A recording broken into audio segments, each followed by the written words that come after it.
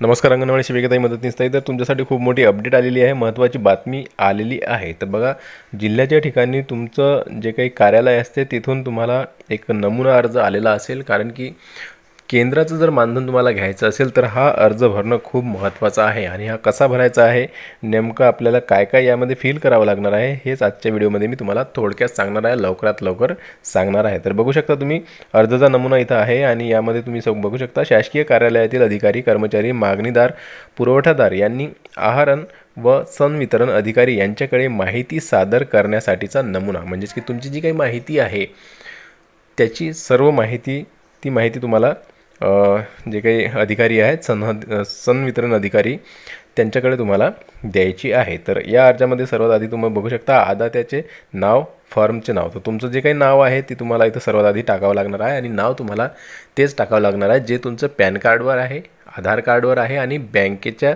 पासबुकवर आहे.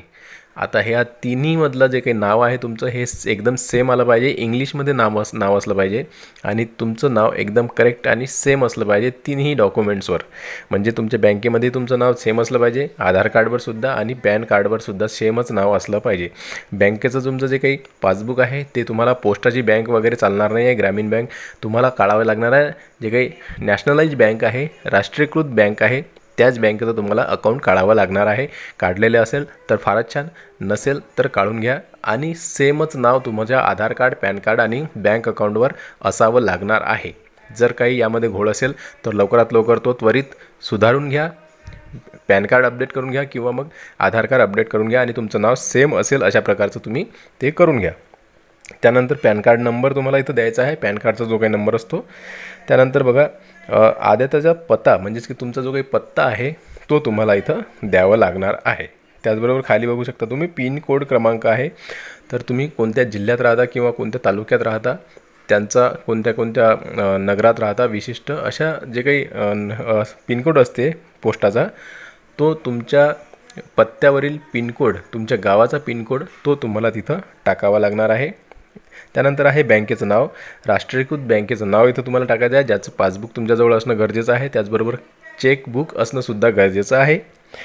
तर त्या बँकेचं नाव तुम्ही इथं टाकायचं आहे. त्याचनंतर तुम्ही बघू शकता बँकेच्या शाखेचे नाव व पत्ता. जर तुम्ही गावात राहत असाल आणि त्या बँकेची शाखा तुमच्या गावात असेल तर त्या शाखेचं नावसुद्धा तुम्ही टाकू शकता, कारण की त्या शाखेतून जर तुमचं अकाउंट बनलेलं असेल तर त्या शाखेचं नावसुद्धा तुम्ही इथं टाकू शकता. आणि त्याचबरोबर पत्तासुद्धा तुम्हाला तिथं टाकायचा आहे. तुमच्या गावची बँक असेल, तुमच्या गावाचा पत्ता त्या ठिकाणी टाकायचा आहे. त्याचबरोबर खाली तुम्ही बघू शकता इथं बँक IFSC कोड आहे किंवा सांकेतिक आहे, तर इथं तुम्हाला तो नंबर टाकायचा आहे. तुम्ही बँकेत जाऊन विचारपूस करू शकता. त्याचबरोबर बँकेचं जे का अकाउंट नंबर आहे ते सुद्धा तुम्हाला इथं टाकायचं आहे. त्याचबरोबर खाते प्रकार, तुमचं कोणत्या प्रकारचं खाते आहे, करंट आहे की सेविंग आहे, हे तुम्हाला इथं टाकायचं आहे. तर तुम्ही इथं SB जे काही इथं लिहिलं आहे अशा प्रकारचं टाकू शकता, म्हणजेच की सेविंग अकाउंट तुम्हाला इथं टाकायचं आहे. त्याचबरोबर खाली इथं तुम्ही बघू शकता बँक MICR सांकेतिक. तर इथं तुम्ही तुमचं जे काही चेकबुक आहे तिथंवर सुद्धा हा क्रमांक असा असतो किंवा तुम्ही बँकेत चौकशी करून सुद्धा इथं तो क्रमांक तुम्ही टाकू शकता. आणि इतर तपशीलमध्ये तुम्ही बघू शकता आदात्याचा दूरध्वनी क्रमांक, तुमचा जो काही दूरध्वनी क्रमांक आहे तो सुद्धा टाकू शकता किंवा मग तुमचा भ्रमणध्वनी, म्हणजेच की जो काही मोबाईल नंबर आहे तो तुम्ही इथं टाकायचा आहे. तुम्हाला इथं बघू शकता तुम्ही आदात्याचा भ्रमणध्वनी क्रमांक लिहिलेला आहे, तर तिथं तुम्हाला तुमचा मोबाईल नंबर टाकायचा आहे.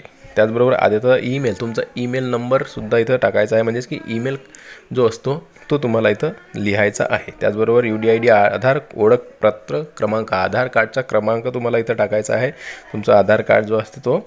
आणि त्याचबरोबर तुम्ही बघू शकता इथं यासोबत उपरोक्त खात्याचा रद्द केलेला धनादेश क्रमांक इथं तुम्हाला टाकायचा आहे. आता चेकबुक जे असते त्याचं एक चेकबुक जर तुमच्याकडे काढलेलं नसेल तर तुम्ही त्या बँकेचं चेकबुक अगोदर काढून घ्या आणि त्यानंतर तुम्हाला एक चेक त्यामधला द्यायचा आहे.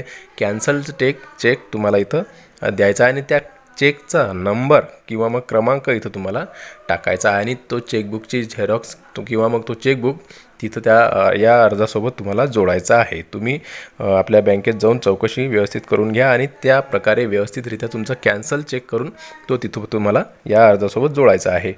त्यानंतर तुम्ही बघू शकता मागणीदाराचे प्रमाणपत्र इथं लिहिलेलं आहे आणि इथं तुम्ही बघू शकता प्रमाणित करण्यात येते की मी वरील माहिती माझ्या समजुतीप्रमाणे अचूक भरलेली आहे.